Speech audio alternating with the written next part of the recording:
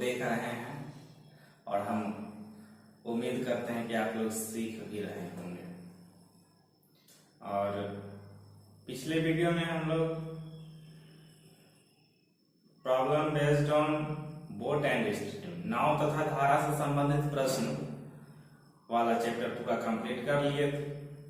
उसके बाद जिस तरह आप लोगों का डिमांड रहा है, देख रहे हैं, तो आपकी डिमांड को हम पूरा कर रहे हैं।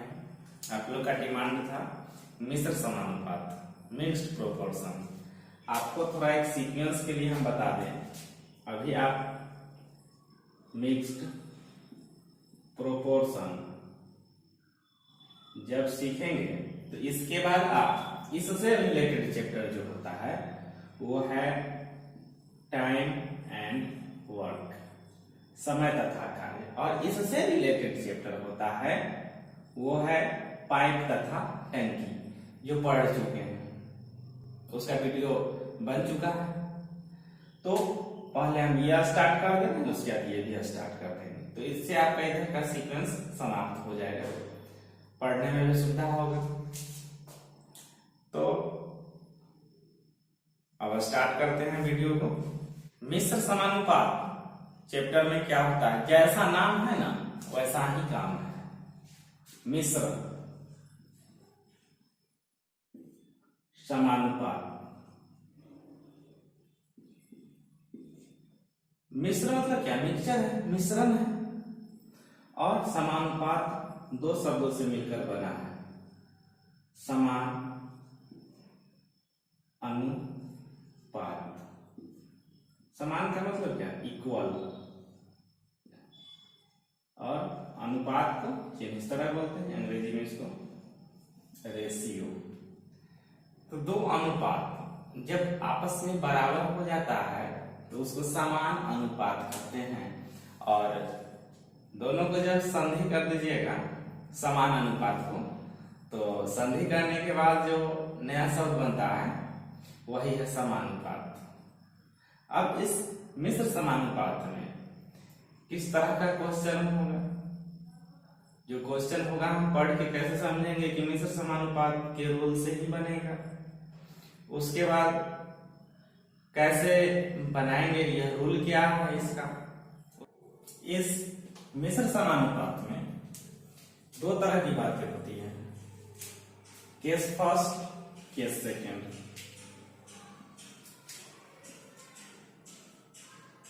बात को समझेंगे। दो राशियां ए और बी के बीच जो संबंध है, जो अनुपात है, वही अनुपात दूसरी राशियां सी तथा डी के बीच अगर हो, दोनों का रिलेशन, इनकेस अगर कहें ए बी का हस्बैंड है, पति है, तो और वही कंडीशन यहां भी सी बी का पति है, अर्थात बी सी की पत्नी है, इसमें बी ए की पत्नी है, मतलब हस्बैंड वाइफ का अगर रिलेशन इसमें है ना, और इसमें भी अगर हस्बैंड वाइफ का रिलेशन है, तो दोनों आपस में क्या है, बराबर है, इक्वल है, समान है। तो समानुपात का चिन्ह ये दे दिया जाता है। इसको ए अनुपात बी बराबर सी अनुपात डी भी बोला जाता है, एक दूसरे का इक्वल है। कहें तो साइनो पर्यायवाची, समानार्थक, उसी अर्थ में प्रयोग किया जाता है। अब यहाँ पे बात समझने वाली बात है, अनुपात को आप भिन्न के रूप में लिख सकते हैं, A by B is equal to C by D, और यहाँ पे दोनों आपस में अनुपातिक बराबर होते हैं, संख्यात्मक बराबर होना जरूरी नहीं है, अनुपात बराबर होता है। इसमें एक ही चीज है, रूल है, नजदीक का नजदीक से, दूर का दूर से गुना, आपस में बराबर होता है। इस तरह देखिए कि नजदीक का नजदीक से कहने का मतलब बी गुना सी, बी सी बराबर होगा दूर का दूर से, अर्थात ए गुना बी बराबर होते हैं। और यहाँ पे ये जो हम बोले नजदीक का नजदीक से, दूर का दूर से, इसको दूसरे शब्दों में कहते हैं अंदर का अंदर से और बाहर का बाहर से। अंदर का अंदर से और बाहर का बाहर से काम करेंगे, अंदर का अंदर से ही काम करेंगे और बाहर का बाहर से करेंगे। अब इसमें दो केस की बात हम किए, उसमें समझिएगा। होता क्या है कि 3 टर्म अगर दिया है ए बी सी, 3 टर्म में अगर कोई 2 टर्म ही रहता है और उसका वैल्यू निकालना पड़ता है। इसमें क्या होता है कि सेकंड में 4 टर्म होता है ए बी सी डी। इसमें जो है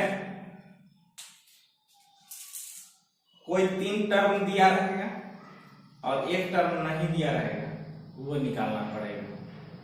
और यूनिट का ख्याल हर जगह रखना पड़ता है, और यूनिट का जब हम ख्याल रखेंगे तो समझेंगे फिर कि कहाँ पे कैसे किसको लिखना है, किस तरह अरेंज करना है। लिखने का सीख जाइएगा तो आंसर तक पहुंच ही जाइए, कोई रोक नहीं सकता। किस सीक्वेंस में किसको पहले किसको बाद, कहाँ पे कौन सा टर्म लिखना है, इस तरह की तमाम चीज होती है जो समझना पड़ता है। तो अभी आप मुख्य रूप से 2 ही चीज समझिए कि 2 केस है, केस 1 और केस 2। कोई 2 टर्म दिया रहेगा, तीसरा टर्म पूछेगा केस फर्स्ट में। केस सेकंड में कोई 3 टर्म दिया रहेगा, चौथा टर्म पूछेगा। इसको जब हम अनुपात समानुपात चैप्टर पढ़ेंगे तो उस समय भी यही रूल लागू होता है, लेकिन वहां पे थोड़ा सा नाम अलग हो जाता है। जानते हैं ना, एक प्रेयर है, हर देश में तू हर वेश में तू, तेरे नाम अनेक तू एक ही है एक ही चीज लगभग सभी जगह आपको मिलेगा। थोड़ा थोड़ा नाम बदल जाता है, मॉडिफाइड हो जाता है, परिवर्तन हो जाता है, लोग चकरा जाते हैं, समझ में नहीं आता क्या करें। अब कहीं पूछे द्वितीय अनुपात बताइए, तृतीय अनुपात बताइए, चौथा अनुपात बताइए, पहला अनुपात बताइए।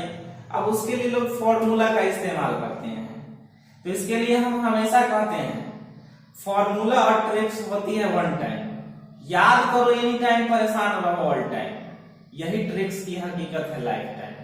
इसीलिए कॉन्सेप्ट को समझना जरूरी होता है। जब आप कॉन्सेप्ट को समझ जाते हैं, कहीं भी रहेगा कुछ भी पूछेगा, सब कुछ का आंसर आप दे पाएंगे। तभी समझ दे पाएंगे जब आप उसे अच्छी ढंग से समझ चुके होंगे, कहीं भी किसी तरह की परेशानियां ना होंगी। तो जो भी कॉन्सेप्ट है, जो मुख्य रूप से आपको 2 तरह का बताएं, इसको समझिए। उसके बाद इसका कैसे क्या करेंगे वो बारी बारी से हम लोग एक एक करके क्वेश्चन करके देखेंगे। अगर सारे चीज को अभी ही बता दें तो होगा क्या, आपको बोरिंग फील होने लगेगा, समझ भी नहीं आएगा। उसे इंप्लीमेंट करके, हर क्वेश्चन में जब इंप्लीमेंट करते हैं, प्रयोग करते हैं, तो उसमें ज्यादा समझ में आता है। क्वेश्चन नंबर 1 से शुरू हो जा रहे हैं। क्वेश्चन नंबर 1 देखिए क्या कहता है। कह रहा है प्रश्न में, यदि 4.5 मीटर लंबे लोहे की एक सामान्य छड़ का भार 17.1 किलोग्राम है, तो इसी प्रकार की 12 मीटर लंबी छड़ का भार क्या होगा। अब यहाँ पे बात को समझना है। पहले क्या किया है कि छड़ की लंबाई को दे दिया है और उसका वजन भी दे दिया है। अब उसी के रेस्पेक्ट में दूसरा छड़ का भी लंबाई दिया है और उसका वजन आपसे भार पूछा है। तो समझेंगे, पहले अगर आप इधर लंबाई लिख रहे हैं ना और वजन लिख रहे हैं, तो उसी तरह इधर भी लंबाई और इधर भी वजन लिखिएगा। अब यहाँ पे बात को समझिए, 4.5 मीटर लंबा छड़ है, तो उसका वजन कितना था, 17.1 किलोग्राम। फिर कहता है कि इसी प्रकार की 12 मीटर लंबी छड़। देखिए, पहले 12 लंबाई लिखे थे, तो इधर पहले लंबाई लिखेंगे, और एक बार दूसरा टर्म वजन लिखे तो दूसरा टर्म वजन लिखिए। अब वजन इसका निकालना है, मान लीजिए W किलो है। अब इसका जो रिलेशन इसके साथ है वही रिलेशन इसका इसके साथ है, दोनों आपस में बराबर होंगे। अब यहाँ बराबर दीजिए या समानुपात दीजिए, बात तो एक ही है। नजदीक का नजदीक से, दूर का दूर से गुणा करेंगे, आंसर आएगा।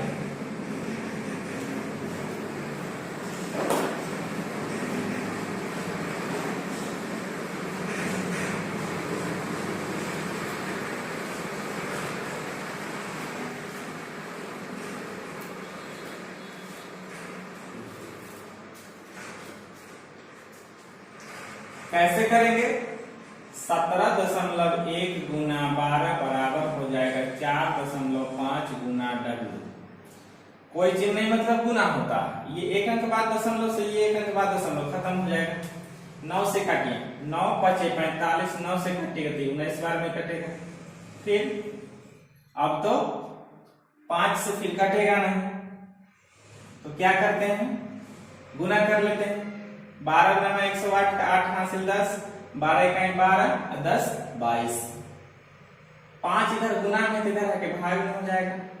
तो अब देखिए 5 से भाग देना हो तो सीधा डबल कीजिए, एक के बाद दशमलव डाल दीजिए। 228 दूनी 456 होता है। आ गया W का वैल्यू 45.6। क्या चीज? यूनिट क्या? किलोग्राम। क्यों? यहाँ यूनिट मीटर था, यहाँ किलोग्राम था, यहाँ भी मीटर था। ये जो माने थे ये भी किलोग्राम में ही माने थे। नेक्स्ट क्वेश्चन देखिए दूसरा। कह रहा है प्रश्न में एक मानचित्र में 0.8 सेंटीमीटर 8.8 किलोमीटर की वास्तविक दूरी को प्रदर्शित करती है। 0.8 सेंटीमीटर जो है वास्तविक दूरी 8.8 किलोमीटर को प्रदर्शित करती है। अब आगे क्या कहा है कि 80.5 सेंटीमीटर कितनी वास्तविक दूरी को व्यक्त करेगी? 80.5 सेंटीमीटर कितनी वास्तविक दूरी को व्यक्त करेगी? मान लीजिए x किलोमीटर को व्यक्त करेगी। इसको कैसे कैलकुलेट करेंगे इसको समझेंगे। 8.8 into 80.5 is equal to 0.8 into x। एक अंक बाद दशमलव से, एक अंक बाद दशमलव, 8 से कटा 11 बार 11 से गुना करिए। 11 बचे 55 का 5 बाकी बचा 5 11 0 0 5 5 11 88। एक अंक बाद दशमलव हो गया। अब यहाँ पे आपका कंफ्यूजन होगा। क्या कंफ्यूजन होगा? कहिएगा कि किलोमीटर है सेंटीमीटर है, कैसे गुना कर दिए बिना यूनिट सेम किए हुए? इसीलिए कर दिए क्योंकि अगर इसको फ्रैक्शन के रूप में लिखिएगा और इधर भी लिखिएगा तो इक्वल हो जाता है और कट के सेम हो जाता है। नेक्स्ट क्वेश्चन देखिए 2 के बाद 3। कह रहा है 3 नंबर में कि 438 संतरों का मूल्य 1384 रुपया 08 पैसा है। 438 संतरा का मूल्य 1384 रुपया 08 पैसा है। तो फिर कह रहा है प्रश्न में आगे कि 8 दर्जन संतरा का मूल्य लगभग कितना रुपया होगा? अब देखिए यहाँ समझने वाली बात, ये जो 438 है ये दर्जन में नहीं, जबकि आगे जो क्वेश्चन कर रहा है वो 8 दर्जन में, तो उसको संख्या में कन्वर्ट कर दीजिए। 8 दर्जन है, आप जानते हैं कि 1 दर्जन में कितना होता है? 12 होता है। 12 से गुना कर दिए तो संख्या में कन्वर्ट हो गया। इसका मूल्य मान निकालना है, r मान लीजिए। नजदीक का नजदीक से दूर का दूर से कैलकुलेट कर देंगे, आंसर आ जाएगा। तो इसका आपका कैसे कैलकुलेट करेंगे? 1384.08 गुना 8 गुना 12 बराबर 438 r हो जाएगा। अब लगभग में निकालिएगा तो इसको आप ओवरऑल कैलकुलेट करेंगे तो 300 आ जाएगा। r का वैल्यू कैसे आएगा? गुना करिएगा 438 से फिर भाग दीजिएगा 300 आ जाएगा। नेक्स्ट क्वेश्चन देखिए और लास्ट क्वेश्चन इस वीडियो का। क्वेश्चन नंबर 4 कहता है 1 मीटर लंबी तार का मूल्य d रुपया है और लंबाई है फिर मूल्य है। फिर आएगा y मीटर लंबी तार का मूल्य क्या होगा? तो मान लीजिए r आप क्या किए हैं? माने हैं, तो जो माने है उसी का वैल्यू निकालना है। नजदीक का नजदीक से दूर का दूर से या अंदर का अंदर से बाहर का बाहर से। तो dy बराबर क्या होगा? xr। तो dy बटा x हो जाएगा। किसका वैल्यू? r का वैल्यू। वही तो पूछा था, तो इसको लिखा है आपके ऑप्शन में y को पहले d को बाद में, yd बटा x हो गया आंसर।